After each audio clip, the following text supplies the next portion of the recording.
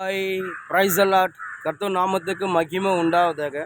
இன்றைய வேத வசனம் மார்க்கு சுவிசேஷம் 11ஆம் அதிகாரம் 28ஆம் வசனம் 33ஆம் வசனம் வரைக்கும் நமக்கு இப்படியாக சொல்லப்படுகிறது. நீர் எந்த அதிகாரத்தினால் இவைகள் செய்கிறீர்கள்? இவைகளை செய்கிறதற்கு அதிகாரத்தை உமக்கு கொடுத்தது யார் என்று கேட்டார்கள். இயேசு பிரதி உத்தரமாக, நான் உங்களிடத்தில் ஒரு காரியத்தை கேட்கிறேன், நீங்கள் எனக்கு உத்தரவு சொல்லுங்கள், அப்பொழுது நானும் என்ன அதிகாரத்தினால் அவைகளை செய்கிறேன் என்று உங்களுக்கு சொல்லுவேன். யோவான் கொடுத்த ஞானஸ்தானம் தேவனால் உண்டாயிற்று, மனுஷனால் உண்டாயிற்றது, எனக்கு உத்தரவு சொல்லுங்கள் என்றார். அதற்கு அவர்கள், தேவனால் உண்டாயிற்றது என்று சொல்லுவோமானால் பின்னே ஏன் அவனை விசுவாசிக்கவில்லை என்று கேட்பார்கள்.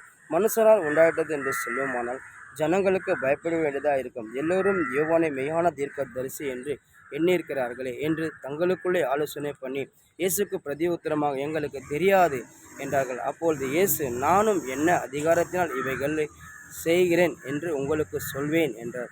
அதாவது இயேசப்பா அவர் அநேக அற்புதம் மிரக்கல் செய்கிறார், அதிசயம் செய்கிறாரு, வியாதிகள் சுகம் கொடுறாரு, நடக்க வைக்கிறார், மரிச்சோரை எழுப்புறாரு. இயேசப்பா எல்லாருக்கும் நன்மை செய்கிறாரு.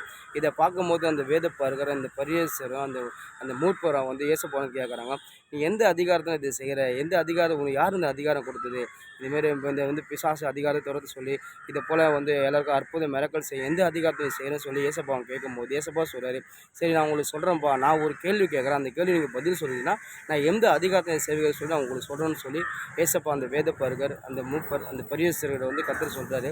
உடனே அவன் சரி சொல்லுங்கன்னு சொல்லி கேட்கும்போது இயேசப்பா சொல்கிறாரு, யோவான் கொடுத்த ஞானஸ்தானம் தேவனால் உண்டாயிடுச்சா இல்லை மனுஷனால் உண்டாயிடுச்சா எனக்கு சொல்லுங்க சொல்லும்போது உடனே அவனுக்கு யோசிக்கிறாங்க. அதாவது யோவான் மெய்யான தீர்க்கதரிசி, அதாவது தேவனால் உண்டாயிடுச்சு என்று சொன்னால் அப்போ ஏன் அவனை விசுவாசிகள் நம்மளை கேட்பாங்க? மனுஷனால் உண்டாயிடுச்சுன்னு சொன்னால் நம்ம எல்லா ஜனங்களுக்கும் பயப்படணும். ஏன்னா எல்லா ஜனங்களும் யோவான் மெய்யான தீர்க்கதரிசி என்றாங்களே, நம்ம என்ன சொல்லாமல் அவங்க உடனே என்ன சொல்கிறாங்க, எதுவுமே சொல்லாமல் எனக்கு தெரியாதுன்றாங்க. ஏசப்பா உடனே சொல்கிறார், நானும் எந்த அதிகாரத்தை செய்கிற சொல்லி உங்களுக்கு சொல்ல முடியாது சொல்லி ஏசப்பா அவங்களுக்கு கடினமாக சொல்கிறாரு. அவங்களுக்கு பதிலடி கொடுறாரு. ஏன்னா கர்த்தர் நன்மை செய்கிற தேவனாக இருக்கார். அவர் நன்மை செய்கிற யாரை தடுக்கவும் முடியாது. அவர் அப்போ மட்டும் நன்மை செய்கிற தேவனால் இப்போவும் நன்மை செய்கிற தேவனாக இருக்கார். நேற்றும் இன்றும் மாறாத தேவனாக இருக்கார். இன்றைக்கி நம்மளோட வாழ்க்கையிலும் சரி, ஏசப்பா கிறிஸ்துவ பிள்ளைகள் மட்டும் நன்மை செய்கிற தேவனாக, கிறிஸ்துவ அறியாத பிள்ளைகள் நன்மை செய்கிற தேவனாக இருக்கார்.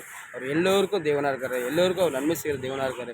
அற்புதம் செய்கிற தேவனாக, மிரக்கல் செய்கிற தேவனாக. ஒன்றே அவர் விசுவாசிக்கணும். அவர் விசுவாசிக்கும்போது நிச்சயமாக அற்புதம் நடக்கும்.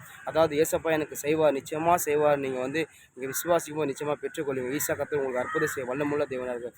விசுவாச தேவனுடைய மகிமை காண்பாயின் வேதவாசம் நீங்கள் விசுவாசம் எதை பெற்றுக்கொள்ளுங்க. அதே போல் கர்த்தர் உங்கள் வாழ்க்கையில் செய்கிற நன்மை யாரை தடுக்க முடியாது, எந்த பிசாசை தடுக்க முடியாது, எந்த மனுஷனை தடுக்க முடியாது. கர்த்தர் என்ன செய்யணும்னு நிச்சயமாக அதை செய்வார். அவர் ஒருபோது கைவிட மாட்டார். எத்தனை பிசாசு செய்யணும்னா சரி, எத்தனை சத்ரு செய்யணும்னா சரி, உங்களை அற்புதம் செய்யாதபடி, உங்களுக்கு அதிசயம் செய்யாதபடி, உங்களுக்கு மிராக்கள் நடக்காதபடி தடுத்தாலும் சரி, ஏசப்பா நிச்சயமாக செய்வார். அந்த ஜனங்களுக்கு ஏசப்பா அற்புதம் செய்யும்போது அந்த வேதப்பர்கள் அந்த பரிசுத்தர் அந்த மூப்பர்கள் எதிர்த்து தடை செய்யப்பட்டாங்க. ஆனால் கர்த்தர் அவங்களுக்கு பதிலடி கொடுத்து அவர் என்ன செய்யணும்னு அதை செய்வார். அதே போல் ஒவ்வொரு வாழ்க்கையிலும் கர்த்தர் உங்களுக்கு என்ன செய்யணும்னு நிச்சயமாக செய்வார். ஒன்றே அவர் விசுவாசிங்க, நம்புங்க, நிச்சயமாக அது நடக்கும். அவர் ஒருபோது கைவிட மாட்டார். எந்த மனுஷன் நம்பாதீங்க, கர்த்தர் நம்புங்க, நிச்சயமாக அற்புதம் செய்வார். ஆமென்.